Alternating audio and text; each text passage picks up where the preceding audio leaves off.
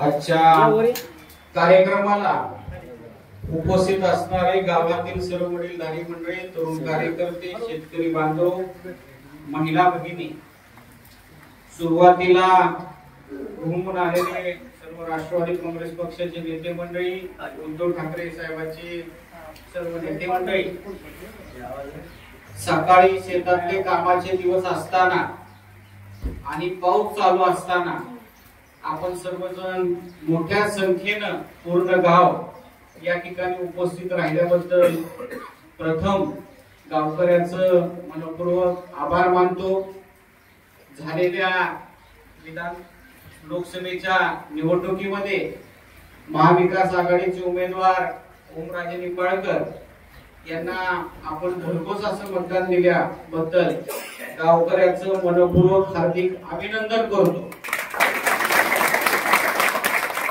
राष्ट्रवादी काँग्रेस पक्ष, शरदचंद्रजी पवार साहेब गट, शिवसेना उद्धव ठाकरे साहेब गट आणि काँग्रेसच्या सर्व कार्यकर्त्यांनी चिकाटीनं काम केल्यामुळं झालेल्या लोकसभेच्या निवडणुकीमध्ये आपल्याला 81,000ची लीड या ठिकाणी मिळाली। आज पवार साहेबांबद्दल, उद्धव ठाकरे साहेबांबद्दल आणि राहुलजी गांधी बद्दल एक सहानुभूतीचं वातावरण या ठिकाणी निर्माण झालेलं आहे। गेल्या 15 वर्षामध्ये आपलं गाव नेहमी माझ्या मागे खंबीरपणे उभा राहिला, आपण मला आशीर्वाद दिला, मला साथ दिली आणि प्रत्येक इलेक्शनला भरघोस असं मतदान आपल्या गावातून आम्हाला प्रत्येक वेळेस मिळालं। गेल्या 15 वर्षामध्ये आपल्या मतदारसंघाचा विकास करताना आपल्या सिंचनाचं क्षेत्र वाढलं पाहिजे म्हणून आपण प्रयत्न केले। सीना-कोळेगावचं धरण असेल, शिराळा उपसा सिंचन असेल, आनळा उपसा सिंचन असेल, उजनी धरणातलं पाणी आपल्या मतदारसंघामध्ये आणण्याचं टेंडर असेल, ह्या सर्व कामं ह्या 15 वर्षामध्ये आपण केलेल्या होत्या। त्यातली 100% कामं तलावाची पूर्ण झाली आहेत। आपल्या मतदारसंघामध्ये जर आपल्या तालुक्याचं बोलायचं झालं तर हातोऱ्याचा स्टोरेज टँक, येसवंडीचा स्टोरेज टँक, कडकनाथवाडीचा स्टोरेज टँक, दुधाळवाडीचा स्टोरेज टँक, लिंगी पिंपळगावचा स्टोरेज टँक, हे आपल्या वाशी तालुक्यातली पूर्ण झालेल्या कामाची यादी आपण या ठिकाणी सांगतोय। एखादं स्टोरेज टँक करायचं म्हटलं तर 2 ते 3 वर्षाचा पाठपुरावा सततचा त्या ठिकाणी लागतो। प्रशासकीय मान्यता, टेंडर नोटीस, निधी आणणे, त्याचं भूसंपादनाचे प्रश्न सोडवणे, एमसीबीचे प्रश्न सोडवणे आणि हे सर्व प्रक्रिया कंटिन्यू पाठपुरावा केल्यानंतर 2-3 वर्षात एक तलाव होतो। परंतु त्या तलावामध्ये साठलेल्या पाण्याचा फायदा हा शाश्वत पाण्याचा साठा असतो आणि आयुष्यभर पुढच्या येणाऱ्या 5, 25, 50 वर्षांमध्ये त्या पाण्याचा फायदा त्या आसपासच्या भागातला होत असतो। आपलं येसवंडीचं तलाव तसंच आपण मागच्या काळामध्ये भूमिपूजन केलं, त्याला निधी आणून दिला, त्याचे सर्व भूसंपादनाचे प्रश्न मार्गी लावले आणि पाण्याचा खूप मोठा साठा त्या ठिकाणी आपल्याला उपलब्ध झाला। आपली दुसरी मागणी होती 33 केवीची, त्या 33 केवी सुद्धा येसवंडीच्या नावाने आहे, त्याचं देखील भूमिपूजन केलं आणि वर्षभरामध्ये त्याचं काम पूर्ण केलं आणि ह्या 33 केवीचा फायदा आपल्या भागातील आसपासच्या लोकांना होत आहे। येसवंडी सारखं 10 ते 15 33 केवी आपण आपल्या मतदारसंघामध्ये केलेले, 220 केवीचं सबस्टेशन आपण परांड्याला केलेलं आहे आणि 10-15 स्टोरेज टँक आपण आपल्या मतदारसंघामध्ये केलेले। ह्या 5 वर्षामध्ये एकही नवीन स्टोरेज टँक, एकही नवीन 33 केवी आपल्या मतदारसंघामध्ये झालेलं नाही। त्यामुळे पाण्याची आणि लाईटीची अडचण आता या 5 वर्षांमध्ये आपल्याला येत आहे। आपलं सिंचनाचं क्षेत्र वाढलं, त्यामुळे 25 लाख टन ऊस आपल्या मतदारसंघामध्ये या ठिकाणी शेतकरी कष्ट घेऊन पिकवत आहेत। जवळजवळ 500 कोटी रुपये ऊसाचं पेमेंट आपल्या मतदारसंघामध्ये ऊसाच्या माध्यमातून येत आहे। इतर पिकं सोयाबीन असेल, बाकीचं असतील, त्याच्यातून 500 कोटी रुपयाचं उत्पन्न आपल्या मतदारसंघाला मिळत आहे। असं 1000 कोटीचं उत्पन्न भूम पराठा वाशी इथले शेतकरी कष्ट घेऊन या ठिकाणी शेती करून हे उत्पन्न आपल्या मतदारसंघामध्ये आणत आहे। गेल्या 5 वर्षामध्ये विरोधी पक्षाच्या लोकांनी काय केलं, कुठल्या तरी गावामध्ये जायचं, तिथं 8-10 किलोमीटर नदी नाला असतोय, त्यातलं रस्त्याच्या कडेच 400-500 मीटर नदी नाला खांदायचा आणि उकरायचा। पुढच्या वर्षी तसाच गाळ, तेवढाच गाळ, त्याच्यापेक्षा जास्त गाळ त्या नदी नाल्यामध्ये साचत असतो। फक्त आम्ही स्वतःच्या खिशातून केलं, त्याला प्रसिद्धी मिळण्याचं काम झालं, परंतु प्रत्यक्ष पाण्याचा फायदा शेतकऱ्यांना झाला नाही। आणि परत 6 महिन्यांनी त्या कामाचे पैसे शासनाच्या योजनेतून काढायचे आणि त्या ठिकाणी काम केलेलं दाखवायचं, परंतु प्रत्यक्षात त्या कामाचा फायदा शेतकऱ्यांना काही झाला नाही। आपण या ठिकाणी जी तलावामध्ये पाणी साठा उपलब्ध करून देतो, त्या पाण्याचा फायदा येणाऱ्या 25-50 वर्षांमध्ये सुद्धा तुम्हाला मिळणार आहे। शाश्वत काम आपण त्या ठिकाणी केलेलं आहे आणि पावसाच्या पाण्यावर जर हे तलाव भरलं नाही तर वरून उजनीचं पाणी आपण आपल्या मतदारसंघामध्ये आणण्याचं टेंडर आपल्या काळामध्ये केलेलं होतं। 80% काम त्याचं पूर्ण केलेलं होतं। ह्या 5 वर्षामध्ये हे पाणी आपल्या मतदारसंघामध्ये येणं अपेक्षित होतं, परंतु 5 वर्षामध्ये हे पाणी आपण निवडून दिलेले आमदार आणि पालकमंत्री आणू शकले नाही। त्यामुळे आपल्या मतदारसंघाचं खूप मोठं नुकसान झालेलं आहे। अजून पाणी उजनी धरणातून सीना कोळेगावमध्येच आलेलं नाही। सीना कोळेगाव मधून परत हे आपल्या प्रत्येक धरणामध्ये पाणी, मग साखर धरण असेल, तुमचं सोनगिरीचा तलाव असेल किंवा इतर तलाव असेल, असे टप्प्याटप्प्याने करत हे पाणी आपल्या यशवंती तलावामध्ये येणार आहे। आपण परांडा तालुक्यामध्ये आणि भूम तालुक्यातील मधल्या तालुक्यापर्यंत, निम्म्या तालुक्यापर्यंत हे पाणी आणण्यासाठी कॅनॉलची त्या ठिकाणी टेंडर काढलं होतं। कॅनॉलनी हे पाणी आपण आणत होतो। तिथली रुंदी खोली जर बघितली कॅनॉलची, तर पावसाच्या पाण्यावर सुद्धा तिथं मोटरी टाकून लोक त्या पाण्याचा, कॅनॉलच्या पाण्याचा फायदा घेत असताना आपल्याला पाहायला मिळाली। परंतु ह्या 5 वर्षामध्ये नवीन आमदार आणि पालकमंत्री झाल्यानंतर त्यांनी कॅनॉलचं काम कॅन्सल केलं आणि त्याच्या जागेवर पाईपलाईननी पाणी पुढे नेण्याचं टेंडर काढलं। त्याचा देखील फटका आपल्या शेतकऱ्यांना मिळणार आहे। आता आपल्या भागामध्ये जो आपला भूमचा सोनगिरी असेल, वालवडच्या पुढचा भाग असेल, आपला वाशी तालुक्याचा यशवंतीच्या आसपासचा भाग असेल, इथं कॅनॉलनी पाणी येणार नाही। कॅनॉलनी जर पाणी तुमच्या गावातून, शिवारातून गेलं असतं तर त्या पाण्याचा फायदा, पर्क्युलेशनचा फायदा विहिरीला झाला असता, शिवाराला झाला असता, आसपासच्या गावाला झाला असता, पाण्याची पातळी वाढली असती।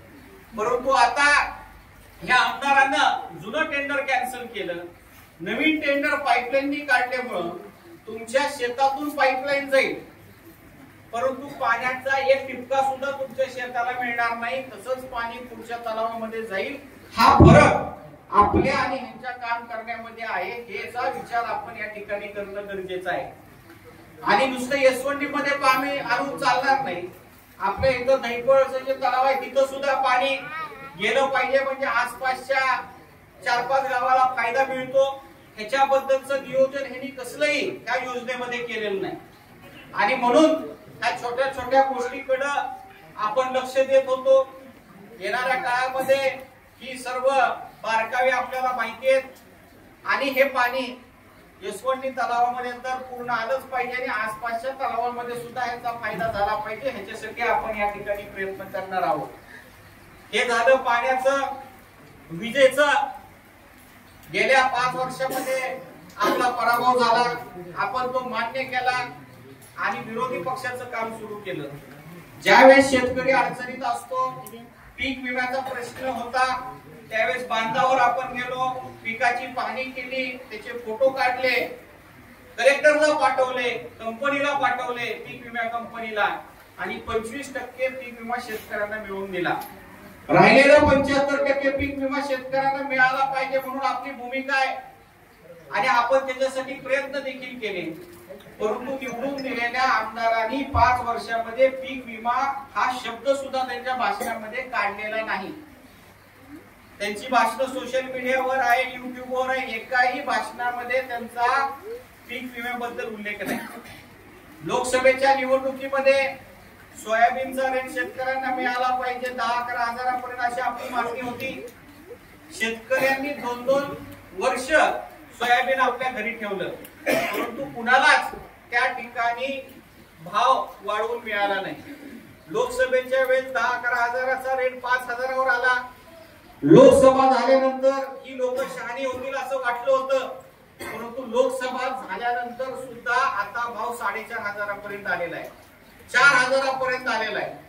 आणि काही सोशल मीडियावर तर 3800-2900 रुपयाच्या पावत्या सोयाबीनच्या आपल्याला पाहायला मिळाल्या.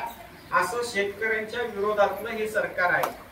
ह्या सरकारने बाहेर देशातून दूध पावडर आणि सोयाबीन आयात केलेली आहे. सोयाबीन आणि दूध पावडर दुसऱ्या देशामध्ये निर्यात करण्याची मागणी आपल्या शेतकऱ्याची होती, त्याच्या उलट निर्णय ह्या सरकारने घेतलेला आहे. त्यामुळे दुधाचा बी धंदा बसला, सोयाबीन बी बसला, आणि नुसतं सोयाबीनचा रेट नाही तर इतर पिकाला सुद्धा त्याचा फटका बसलेला आहे. आणि शेतकऱ्याच्या विरोधातलं निर्णय घेणारे हे सरकार आहे. आपला भाग हा दुधाचा आहे. दुधाला मागच्या काळामध्ये 5 रुपयाचं अनुदान त्यांनी घोषित केलं होतं, परंतु मागच्या काळामध्ये कोणत्याही गावाला 5 रुपयाचं अनुदान मिळालं नाही. त्याच्या अटी आणि शर्ती एवढ्या होत्या की त्याची पूर्तता कुणीच करू शकलं नाही, आणि ते 5 रुपयाचं अनुदान आपल्याला मिळालं नाही. फक्त 250 गावापैकी 2 गावांनी त्याच्या अटीच्या आणि शर्तीची पूर्तता केली, तर फरकाचे पैसे एकेका गावाला 50-50 लाख रुपये शेतकऱ्यांना त्या ठिकाणी मिळाले. त्याच्यानंतर आता इलेक्शन जवळ आल्यानंतर त्यांनी परत एकदा दुधाला 5 रुपये अनुदान देण्याची घोषणा केली. त्यातलं बरेचशा लोकांना हे पैसे मिळालेले नाही. आपला भाग हा दुधाचा व्यवसाय करणारी लोक आहेत, पारंपरिक पद्धतीने करणारी आहेत. दुधाचा व्यवसाय आहे, खव्याचा व्यवसाय आहे, पेढ्याचा व्यवसाय आहे. पूर्ण महाराष्ट्रामध्ये आणि देशामध्ये आपल्या इथला खवा पेढा जातो आणि क्वालिटीचा जातो. दुधाची क्वालिटी आपली चांगली. पारंपरिक व्यवसाय करणारे हा व्यवसाय करणारी ही लोक आहेत, कष्ट करणारी लोक आहेत. 5 वर्षामध्ये दुधाच्या बद्दल ह्या आमदारांनी एक शब्द तरी त्यांच्या भाषणामध्ये काढलेला आहे का? कुठली मीटिंग घेऊन दुधाला भाव मिळाला पाहिजे म्हणून त्यांनी मागणी केली का? खव्याबद्दल त्यांनी काय प्रश्न उचललेला आहे का? पेढ्याबद्दल त्या ठिकाणी त्यांनी कोणती भूमिका घेतलेली आहे का? त्याच्याबद्दल कोणतीही गोष्ट जे शेतकऱ्याच्या निगडीत असतात त्याच्याबद्दल कसलाही शब्द त्यांनी 5 वर्षांमध्ये काढलेला नाही. ह्या सर्व गोष्टीचा आपण विचार करणं गरजेचं आहे. आपण गेल्या 15 वर्षांमध्ये भूमला जायचो, वाशीला जायचो. वाशीला आपण नवीन तहसील इमारत उभा केली, त्याच्यामध्ये बीडीओचं ऑफिस केलं, पंचायत समितीचं, कृषी ऑफिस तिथंच केलं, रजिस्ट्री ऑफिस तिथंच केलं. सगळे ऑफिस एका बिल्डिंग मध्ये आणले. ती बिल्डिंग आपण आपल्या काळामध्ये बांधली. तुमच्या कोर्टाची बिल्डिंग आपण आपल्या काळामध्ये बांधली. बस स्टँडचा प्रश्न त्या ठिकाणी मार्गी लावला. भूमला सुद्धा सेंट्रल बिल्डिंग केली, तहसील केलं, पंचायत समितीचं त्या ठिकाणी तहसीलची नवीन इमारत केली, डीवायएसपीचं ऑफिस केलं, सामाजिक न्यायाची इमारत केली, आयटीआयची इमारत केली, डीवायएसपीचं ऑफिस त्या ठिकाणी केलं. अशा पद्धतीने ही इमारती आपण उभा केल्या. ह्या 5 वर्षामध्ये वाशी तालुक्याने भूम तालुक्यामध्ये नवीन प्रशासकीय इमारत कुठली झालेली आहे का त्याचा विचार आपण या ठिकाणी करणं गरजेचं आहे. आपण निवडून दिलेल्या आमदाराकडे आरोग्य खातं आहे. त्यांनी मंत्री झाल्यापासून सांगितलं की हा दवाखाना केला, तो दवाखाना केला, 100 खाटाचा केला, 200 खाटाचा केला. काल तर म्हणाला 1000 खाटाचा पर्यंत दवाखाना केलाय, महिलेचा दवाखाना केलाय. मला आपल्याला या ठिकाणी विचारायचंय, ज्यावेळेस आपण आजारी पडता त्यावेळेस जुन्या आपण केलेल्या दवाखान्यामध्ये तुम्ही ऍडमिट होता का ह्या आमदाराने केलेल्या कुठल्या नवीन दवाखान्यामध्ये ऍडमिट होता? झालाय का कुठला नवीन दवाखाना? ह्यांचे दवाखाने सगळे कागदावर आहेत, कुठलाही नवीन दवाखाना ह्यांनी केला नाही. अडचणीच्या काळात आपल्या जुन्या दवाखान्यामध्ये जाऊनच आपल्याला ट्रीटमेंट घ्यावी लागते. कोरोनाच्या काळामध्ये सुद्धा आपण केलेल्या दवाखान्यामध्येच आपल्याला ऍडमिट व्हावं लागलं. कोरोना काळामध्ये इथं लोक मरत होती आणि हे पुण्याला जाऊन आपले आमदार माशे बसलेले होते. त्यांनी टीका व्हायला लागल्यानंतर शेवटच्या टप्प्यामध्ये कुठं कोरोनामध्ये त्यांच्या कॉलेजवर काहीतरी कोविड सेंटर चालू केलं. मला सांगा, बार्शीला सुरू करण्याचं नाटक केलं, कारण आपल्या गावातला एखादा जर माणूस कोरोनाच्या काळात आजारी पडत होता, तुम्हाला वाशीच्या दवाखान्यापर्यंत जायला तरी गाडी येत होती का भाड्याने? पाहुणा तरी येत होता का गाडी घेऊन तुम्हाला? जो माणूस वाशीपर्यंत कोरोनाच्या काळामध्ये जाऊ शकत नव्हता तुमची सोय मी दुसऱ्या जिल्ह्यामध्ये बार्शीला केली, अशा पद्धतीचं त्या ठिकाणी नाटक त्यांनी केलं. लोकांना ह्या सर्व गोष्टी माहिती झालेल्या आहेत. गेल्या वेळेस आपली लोक फसली. सगळ्यात जास्त महिला भगिनीला बचत गटाच्या माध्यमातून त्या ठिकाणी त्यांनी 1000 रुपये दिले. 1000 रुपये 5 वर्षाला, म्हणजे दिवसाला 50 पैसे सुद्धा येत नाही. परंतु महिला भगिनींनी आपल्या त्यांना पैशासाठी मतदान केलेलं नव्हतं. त्यांच्या बचत गटाच्या वस्तूला त्या ठिकाणी मार्केट उपलब्ध करून देतो आणि त्यातून त्यांना 10,000 रुपये महिन्याला कमवून देतो, अशा आश्वासन महिला भगिनींना त्यांनी दिलं. आपल्या महिला भगिनी त्यावेळेस फसल्या. काही प्रमाणात आपल्या विरोधात मतदान झालं आणि तेच फॉर्म्युला त्यांनी लोकसभेच्या वेळेस सुद्धा अवलंबला. लोकसभेच्या अगोदर सुद्धा त्यांनी 1000 रुपये महिला भगिनींना बचत गटाला दिले. परंतु कोणत्याही महिलांनी त्यांना मतदान लोकसभेच्या वेळेस केलेलं नाही. परंतु ह्या महिला भगिनींना ह्या सर्व गोष्टी आपण सांगणं गरजेचं आहे, समजावून सांगणं गरजेचं आहे. आणि त्याच्या अगोदरच्या टीम टर्म मध्ये आपण बचत गटाची स्थापना केली. महिला भगिनींना कागदपत्र बचत गटाचे आणून दिले. ते बचत गट सुद्धा कोणाला माहिती नव्हता. त्यांना बँकेकडून कर्ज दिलं, त्यांना सबसिडी आणून दिली, वेगवेगळ्या योजनेची ओळख करून दिली. त्या योजना सुप्रियाताईंच्या माध्यमातून राबवल्या आणि सक्षम बचत गट केले आणि 3 टर्म महिला भगिनींनी आपल्याला मतदान केलं. आणि त्याला कुठंतरी खो घालण्यासाठी पैसे देऊन महिलांचं मतदान फोडण्याचं काम मागच्या काळामध्ये झालं.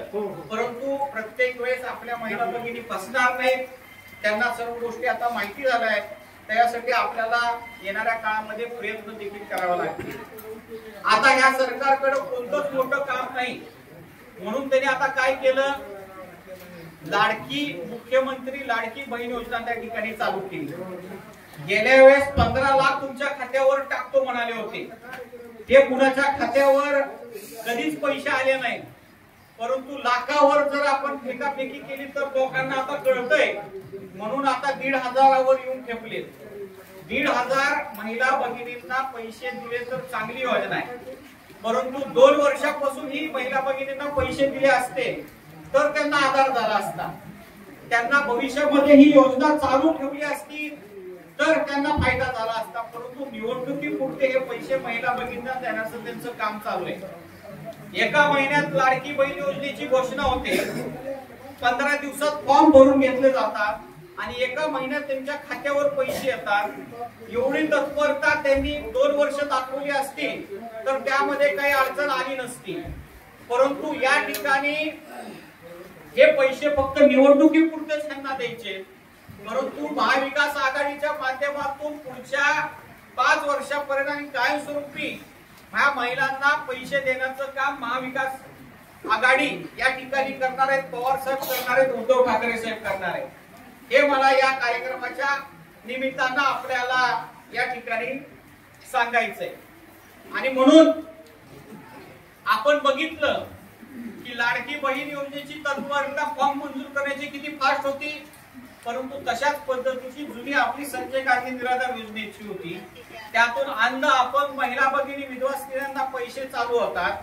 परंतु ती पगार एकदा मंजूर झाली की ती आयुष्यभर पगार द्यावी लागते. त्याचे फॉर्म मंजूर झाले का? आपण कितीदा त्याचे फॉर्म भरले परंतु त्याच्या पगारी मंजूर होत नाही. आपण आमदार असताना 40,000 लोकांना आपण पगारी चालू केल्या. परंतु ह्या 5 वर्षामध्ये ह्या आमदारानं बैठक सुद्धा संजय गांधी निराधार योजनेची घेतली नाही. त्यामुळे आपल्या पगारी 5 वर्षामध्ये चालू झालेल्या नाही. राहिलेल्या अनेकांच्या पगारी येणाऱ्या काळामध्ये आपण 100% करू, हे देखील मी या कार्यक्रमाच्या निमित्तानं सांगू इच्छितो. आता त्यांच्याकडे बोलायला काहीच नाही. कुठल्याही गावामध्ये गेलं तर काय विकास केला हे सांगायला त्यांच्याकडे कुठलाही गोष्ट नाही. त्यामुळं प्रत्येक गावामध्ये जाऊन तुम्हाला मुरुम टाकून देतो, हे करतो ते करतो, अशा पद्धतीचं त्यांचा प्रयत्न चालू आहे. परंतु मला या ठिकाणी सांगायचं, आपल्या काळामध्ये आपण एमआरईची स्कीम राबवली, मुरुम टाकून दिला, मजबूतीकरण केलं, खडीकरण केलं आणि शासनाच्या खर्चाच्या माध्यमातून एमआरईच्या माध्यमातून आपण प्रत्येक गावामध्ये 2-2, 4-4 रस्ते केले. हे रस्ते यांनी 5 वर्ष केले नाही, त्यामुळं आज मुरुम टाकण्याची वेळ या ठिकाणी येते. आपण मुरुम टाकण्यासाठी यांना आमदार केलं होतं का? आपले रस्ते डांबरीकरण झाले पाहिजे म्हणून आपण या ठिकाणी निवडणुकीमध्ये मतदान करतो. परंतु यांनी 5 वर्षामध्ये हे रस्ते मजबूतीकरण, मुरुम टाकणं, खडीकरण केलं नाही. एमआरजीएसची स्कीम राबवली नाही, मातोश्रीची स्कीम राबवली नाही, 95/5 ची स्कीम राबवली नाही. हेच रस्ते शेजारच्या तालुक्यामध्ये तिथल्या आमदारांनी राबवले आणि तिथले रस्ते आज चांगले झालेले. आता इलेक्शन आल्यावर तुम्ही मुरुम टाकता, लोकांना चिखलामध्ये जायला त्रास होतो हे सांगता. गेल्या वर्षी बी पाऊस होता, त्याच्या गेल्या वर्षी बी पाऊस होता, त्यावेळेस बी लोक चिखलात जात होते, त्यावेळेस तुम्हाला दिसले नाही. आणि आता निवडणूक आल्यावर मुरुम टाकायची भाषा जी करताय, या ठिकाणी येणाऱ्या काळामध्ये तुमचे सगळे रस्ते शासनाच्या माध्यमातून, एमआरजीएसच्या माध्यमातून आपण पक्के आपल्याला करून देऊ. हे देखील मी तुम्हाला या कार्यक्रमाच्या कुठल्या तरी गावामध्ये जो 5-50 हजाराचा मुरुम टाकून त्या ठिकाणी आपला, त्या ठिकाणी शेतकऱ्याचा स्वाभिमान दुखवण्याचं काही कारण नाही. प्रत्येक योजनेसाठी शासनाची योजना आहे कामासाठी, त्या योजनेच्या माध्यमातून आपण हे काम करून देऊ. हे मी तुम्हाला कार्यक्रमाच्या निमित्तानं सांगतो. आपला सभागृहाचा मागच्या काळामध्ये आपण सभागृह मंजूर केलेलं होतं. गेल्या वेळेस आपला पराभव झाला, परंतु शासनातून मिळालेली परवानगी, आमदार त्या ठिकाणी पराभूत झाला तरी त्याची कामं तशीच चालू ठेवायची संस्कृती आपली आहे. परंतु ह्यांनी ते काम कॅन्सल करण्याचं काम मागच्या काळामध्ये केलं, त्यामुळे आपलं हे सभागृहाचं काम मागं पडलेलं आहे. परंतु 100% येणाऱ्या काळामध्ये हे सभागृह आपण आपल्याला दिल्याशिवाय राहणार नाही, ते काम पूर्ण केल्याशिवाय राहणार नाही. हे मी तुम्हाला कार्यक्रमाच्या निमित्तानं आम्ही असू, हे काम 100% मार्केले राहणार. आम्हाला प्रत्येक वेळेस तुमच्याकडे यायचंय. एकदा वेळ खोटं बोलून काढून वेळ काढायची आपली परंपरा नाही. त्यामुळं ह्या सर्व गोष्टी आपण करणार आहोत. आपण जर बघितलं तर राष्ट्रवादी काँग्रेस पक्ष सर्व धर्म समभाव मानणारा पक्ष आहे, सर्व जाती धर्माला बरोबर घेऊन जाणारा पक्ष आहे. या ठिकाणी आपले संजय पाटील इथं धनगर समाजाचे आहेत, त्यांना आपण बँकेवर संचालक म्हणून जिल्ह्यावर या ठिकाणी घेतलेलं आहे. मार्कड साहेब या ठिकाणी सोनगिरीचे आहेत, ते देखील आपले राष्ट्रवादी काँग्रेस पक्षाचं या ठिकाणी काम करत आहेत, सरपंच आहेत. परांडा तालुक्यामध्ये शिंदे यांना धनगर समाजाला आपण सभापती केलेलं होतं. आपल्या गावामध्ये या समाजाच्या सभापती पद आपण त्या ठिकाणी दिलं. भूमला चोरमले यांना आपण त्या ठिकाणी सभापती पद दिलं. आणि आपण जाती धर्म भेदभाव ह्या मानत नाही. कोणत्याही जाती धर्माचा माणूस आला तर त्याचं काम करण्याची भूमिका आपली असते. आणि या सर्व लोकांना एकत्रित घेऊन जाण्याचं काम मागच्या काळामध्ये आपण केलेलं आहे. कोणत्याही जाती धर्मामध्ये या ठिकाणी फरक आपल्याकडून मागच्या काळामध्ये झाला नाही, भविष्यामध्ये होणार नाही. हे देखील मी तुम्हाला कार्यक्रमाच्या निमित्तानं सांगतो. आज आपल्या गावातील हाके ताई यांची PSI पदी निवड झाली, ही अतिशय अभिमानाची गोष्ट आहे. एक महिला, एक तरुणी PSI पदापर्यंत या ठिकाणी मजल मारते, ही अतिशय कौतुकास्पद गोष्ट आहे. त्यांचा सत्कार करण्याची संधी आम्हाला मिळाली. भविष्यामध्ये नुसतं PSI नाही, SP पर्यंत त्यांनी जावं अशा अपेक्षा मी व्यक्त करतो. जास्त लांबलचक मी या ठिकाणी बोलत नाही. 15 वर्षामध्ये आज तुम्ही माझी काम करण्याची पद्धत बघितलेली आहे. 5 वर्षामध्ये दुसऱ्या जिल्ह्यातल्या उपऱ्या आमदारानं आपल्या मतदारसंघामध्ये कसं काम केलं त्याची काम करण्याची पद्धत तुम्ही बघितलेली आहे. काल वाशी तालुक्यामध्ये पिंपळगाव कोटाळाव मध्ये एक क्लिप आपल्या मतदारसंघामध्ये फिरताना आपल्याला पाहायला मिळते. एक शेतकरी आपण निवडून दिलेल्या आमदाराला, पालकमंत्र्याला काही प्रश्न विचारत होता, तर त्यांच्या पक्षाचे कार्यकर्ते त्याच्या अंगावर गेले, त्या म्हाताऱ्या माणसाचे. त्याला त्या ठिकाणी खाली बसवण्याचा प्रयत्न केला, त्याला बोलू न देण्याचा प्रयत्न त्या ठिकाणी झाला.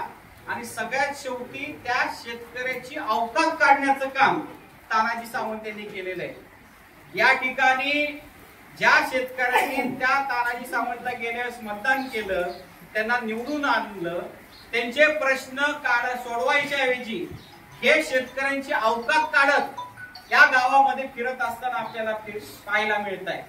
मला आपल्याला या ठिकाणी सांगायचंय, हे शेतकरी येणाऱ्या काळामध्ये निवडणुकीमध्ये तानाजी सावंत यांना त्यांची अवकात दाखवल्याशिवाय राहणार नाही। एकदा शेतकरी पिसळला की मग त्या ठिकाणी काय होतं हे आपण जालन्यामध्ये बघितलेलं आहे। तिथं रावसाहेब दानवे आपल्या देशाचे कॅबिनेट मंत्री होते, रेल्वे खातं होतं, आणि असाच भाषणामध्ये शेतकऱ्याचा अपमान करणारं वाक्य हे साले शेतकरी अशा पद्धतीचं त्यांच्या भाषणामध्ये त्यांनी उल्लेख केला, तर तिथल्या शेतकऱ्यांनी त्यांना त्यांची जागा दाखवलेली आहे। आणि आता सुद्धा शेतकऱ्यांची अवकात काढणाऱ्यांना या निवडणुकीमध्ये जनता अवकात दाखवल्याशिवाय राहणार नाही। ह्या शब्दाचं त्यांचं अख्ख्या महाराष्ट्राने दखल घेतली।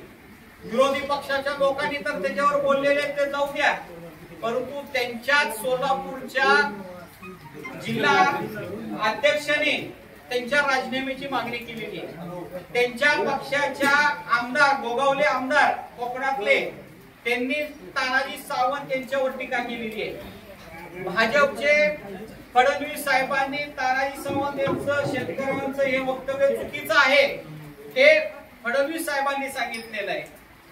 हसन मुश्रीफने सुद्धा या ठिकाणी ह्याच्यावर टीका केलेली आहे। विरोधी पक्षाच्या लोकांनी तर बोलणं स्वाभाविक आहे, परंतु बच्चू कडू सारखे जे चळवळीतले कार्यकर्ते आमदार आहेत त्यांनी सुद्धा त्याच्यावर टीका केलेली आहे। आणि हे झालं फक्त शेतकऱ्यांबद्दल मी बोललोय, जे राजकीय वक्तव्य गेलं त्याच्याबद्दल तर मी आज लांबलचक या ठिकाणी बोलत नाही।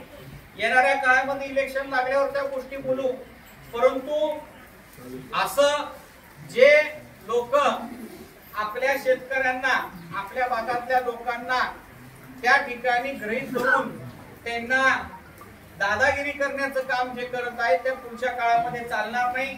आपण माझी काम करण्याची पद्धत बघितलेली, आपल्या गावामध्ये गटतट आहेत, आमच्या गावामध्ये गटतट आहेत, सोन्नेवाडीला इथं गटतट आहेत, एकमेकांच्या विरोधात सतीश सोन्ने आहेत, तुमचे शहाजी आहेत, अरुणराव आहेत, तिथं तिघही 3 पॅनलचे 3 लोक बसले, परंतु आपल्या निवडणुकीच्या वेळेस हे 100% आपल्या मागे राहतात।